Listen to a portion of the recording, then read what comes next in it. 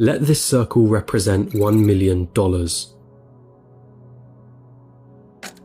This is what $10 million would look like. This is what $100 million would look like. And this is what $1 billion would look like.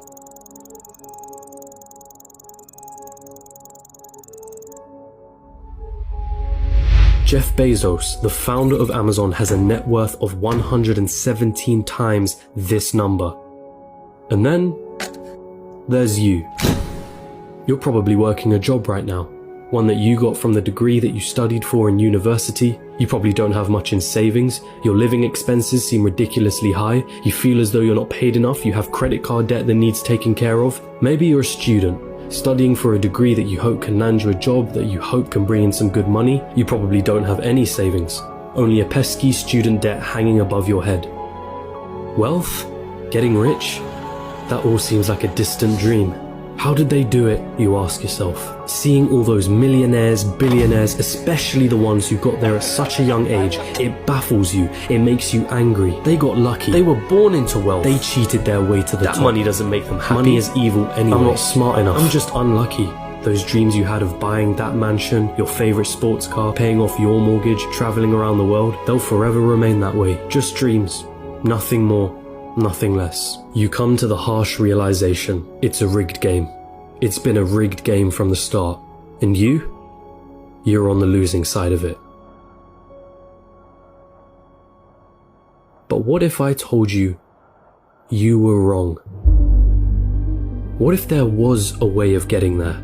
An actual equation to wealth, a science behind the way money works. What if you didn't have to abandon those dreams of paying off your parents' mortgage or traveling around the world? Would you call me a liar for saying so? I promise that I'm not, and by the end of this video you'll understand. There's a side to the coin that you're not being shown. But I warn you, the road is tough. It's filled with struggle. It's filled with ups and downs. It will mean swallowing some difficult truths that the school system and society haven't told you yet. And let me be clear, there are many of you who will not make it to the end of this road. But for those of you that do, at the end of this road lies wealth beyond what you thought you could attain. At the end of that road lies the freedom of never having to worry about money again.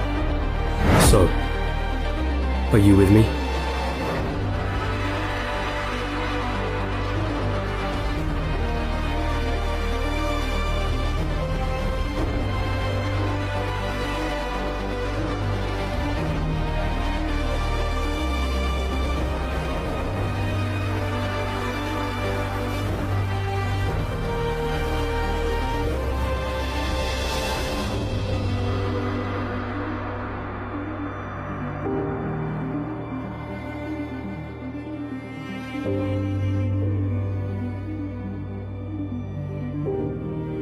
Still with me?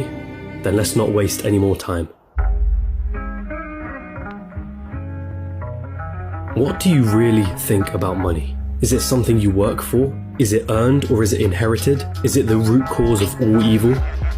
Are you desperate to have more of it? Have you been chasing it most of your life? Truth is, most of what you think about money has been influenced by your upbringing and environment. If you were born into a family that didn't have much money growing up, then you're more inclined to believe that you too will not grow up to have much money. Or perhaps you went on the complete opposite end and decided to make as much money as you can so that you will never be in that position again. The fact that your school didn't teach you much about this subject doesn't help things. And because of this, most of you are going to have false beliefs about money that aren't going to help you on this journey. Now stick with me here, because we're going to have to change the way you've been seeing money your whole life. Hollywood has always had a habit of depicting the wealthy and rich as evil, backstabbing, entitled, or corrupt individuals. If you won't get me a squirrel, I'll get one myself. Question is, have you bought into that stereotype? A recent report released by WealthX showed that of the world's ultra-wealthy, those that had a net worth of 30 million or more, 68% of them were self-made. And it seems like every other study backs up this conclusion. Warren Buffett? Self-made billionaire. Howard Schultz? Born in poverty. Oprah Winfrey? Born in poverty. Jeff Bezos? Self-made billionaire. Elon Musk? Self-made billionaire. Sarah Blakely? Self-made billionaire. What is it that these people know that you don't? Truth is, your equation is all wrong. Here's the two-dimensional equation that you've been taught. Money equals salary earned from a job. Past a certain point, the prospect of getting a job becomes the sole purpose of your education. So what's wrong with that, you ask? I'm gonna assume that if you're watching this, you want to make money, a lot of it, and in as short amount of time as possible. If that is your goal, then this equation for generating money will never get you there. We all have one precious resource, the most important resource of all, and once it's gone, there's no way of getting it back. That resource is time. In a standard job, the amount of money you earn is dependent on the amount of time you put into that job. If you earned $20 an hour and worked 40 hours a week, it would take you nearly 24 years to reach a total of $1 million. But that is without subtracting any taxes or any expenses that you will incur over 24 years. And let's not forget that inflation would make your $1 million less valuable. The reality is that on a salary of $20 an hour, you can only really be a millionaire at an old age by living frugally. And most of that precious resource known as time has slipped through your fingers. You traded all that time for money, and it wasn't even a substantial amount either. So again, you ask yourself, how is it then that there are self-made millionaires and billionaires at such young ages? What makes them so different? And the truth is, they have a better equation than you. They have a way of understanding money that you haven't quite grasped yet.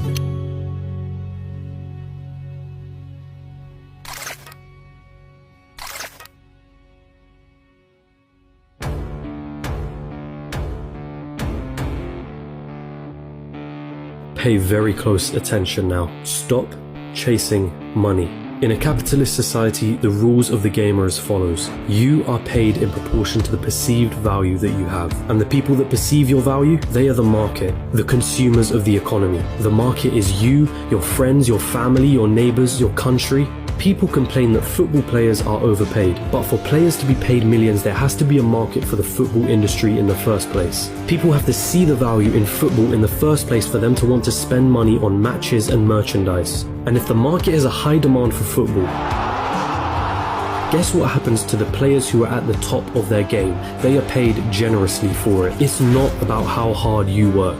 The cleaner that's sweating and tiring himself out every day is paid far less than the accountant sitting behind a desk. Why? Because the market perceives the value of what the cleaner does to be far less than the accountant. As harsh as it may sound, the cleaner can be replaced by anybody. It isn't difficult to learn how to do his job, and therefore the market will not pay him more than the accountant, the guy who spent years studying numbers, the guy who has saved his clients thousands on their taxes. But even so, we just discussed how getting a job isn't the right equation to amassing a great amount of wealth in a shorter period of time. So then how can we increase our perceived value? What is it about people like Elon Musk or Jeff Bezos that makes their perceived value so high? The first step to this equation of wealth is quite simple. If you want money, solve problems. If you take a second to digest this statement, you'll realize that just about all money runs from this basic premise. If it solves a problem, money will be thrown at it. If it's $1 million problem, then the solution will make you millions. If it's $1 billion problem, then the solution will make you billions. Think about all the problems that a site like Amazon solves. The hassle of going to a store, the hassle of having to wait weeks for a delivery, cheaper prices, and so on. Not to mention all the other companies that Amazon owns and the problems that those companies solve. Jeff Bezos helped solve $1 billion problem and was rewarded favorably for doing so. I see what you did. If you've been chasing money, then you've been doing it all wrong. It sounds almost paradoxical, but if you want money, it isn't money that you should be looking for. You should be looking for problems, and more importantly, solutions to those problems. And once you've found that solution, make a business around it. Wait, so that's it? Just solve problems and money will appear? So I'm gonna have to create the next Amazon for me to be rich, or the next Facebook or Google? You've gotta be kidding me, right? I don't even know how to code. I don't even have the money to start something of that scale. Hold on. You're once more going into old patterns of thinking. Start with a problem. Always start with a problem. Listen to the market around you. What are people saying they don't like? What are people saying they wish existed? What are people saying frustrates them? What do people think is incredibly inconvenient? Is that a problem that you can solve? And also, is it a problem that is worth solving?